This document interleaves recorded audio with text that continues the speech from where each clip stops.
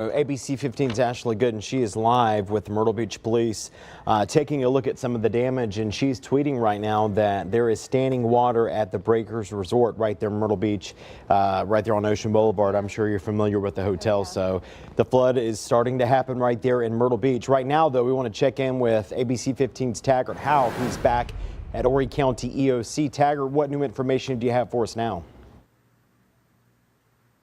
Trey, lots of calls as we talked about here at the EOC. Lots of different people fielding those calls too. We have one of them here. He stepped away from his desk just for a little bit. This is Tommy Fennel. He's with the Army Corps of Engineers. And Tommy, I think a lot of people, we talk about beach renourishment. Yeah. Of course, when things like this happen, you're just not exactly sure what it does to the beach renourishment. For the folks wondering at home, what does it do? I mean, tell us what you guys have done to get ready for this. Well, the first thing I'll tell you is the beach nourishment, as you know, is ongoing, and right now it's been, because of the storm, we've had to delay it. First part of the week, we moved all the dredges and the assets to safe harbor, and they are anchored and waiting until the storm passes. What I will tell you that the sand that we have put on the beach, every cubic yard of it, this year and last year, is acting as a barrier. It's a storm damage reduction project. Doesn't just make the beaches wider and prettier for tourism. What it's for is for safety, and that's to protect the infrastructure and the homes on the beachfront. And every square yard of sand that we've put there so far is going to help lessen that impact. Now, when the storm does pass, we have surveyed. When we stopped the nourishment project at the beginning of the week, we surveyed what was there, so we know what was there. When the storm passes, we'll reassess it, see where we need to pick up, and then hopefully next week or the week after, the dredges will be pumping again, and we'll be placing sand back on the beach. How much of a setback is it? Obviously, we don't know exactly what Hurricane Florence is going to do, but how much of a setback is it to have this in the middle of your project? Well, you never want the setback, and it's based on what's going to happen with the flooding and the length of the storm, definitely going to be a setback, but one that can't be overcome. So it's just going to, we were ahead of schedule.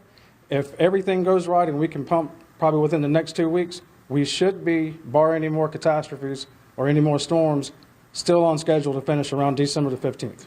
And of course, with all the water, all the different flooding, a lot of people also wondering about the intercoastal waterway. Yeah. Tell us at that point, I mean, what's your concern there with that? Intercoastal waterway, we'll work with the Coast Guard when the storm passes. As you know, that's a federal project, so we maintain that channel for interstate commerce. We'll determine, along with the Coast Guard, if there are any obstructions in the channel and work to move those obstructions so we have that channel open and clear for traffic as soon as possible. In the same manner, we're going to do the Port of Charleston as quickly as we can also when the storm passes. How about flooding concerns too, just with that intercoastal waterway? Probably similar based on what I've seen so far. It's hard to say now, but to Matthew, so if you live along the waterway or the rivers, you know, pay attention to what the county is going to put out there.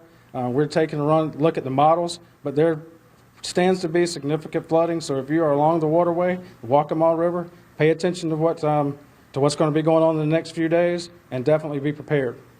There you go. Be prepared and pay attention. Two very common themes here from this weekend here at the UC. Thank you so much, Tommy. We appreciate it. Thank you. But again, that be prepared and just stay aware. Very big takeaways from here tonight, guys. Live in Conway, Taggart Houck, ABC 15 News.